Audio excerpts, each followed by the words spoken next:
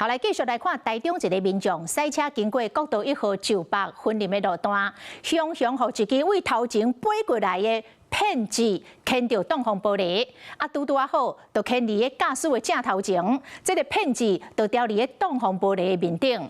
若是这个骗子透过这个挡风玻璃，绝对会伤到驾驶，效果是不堪设想。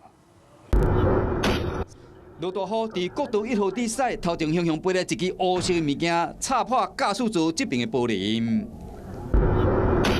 插破玻璃时，砰一声，伫赛车驾驶惊一跳，赶紧驶去外车道停落来看卖，竟然是一支乌色的骗子。这支骗子两支并插破玻璃，瞬间玻璃逼甲像地图网，玻璃皮落甲满世界。 还蛮恐怖的啊，因为如果真的砸进的话，那就是或者是说他如果是掉地上，然后又刺进轮胎，那车子可能就直接翻滚了。插破玻璃骗子真大支，长有23公分，宽有4公分，远景要甲爬出来时嘛无遐简单。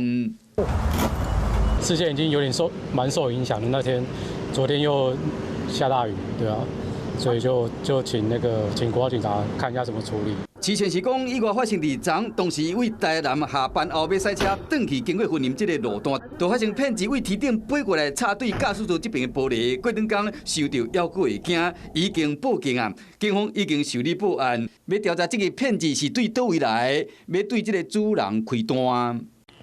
Hello， 我是雷亚，想要抢先掌握最及时的新闻资讯吗？赶快订阅、按赞、开启小铃铛，锁定华视新闻 YouTube 频道。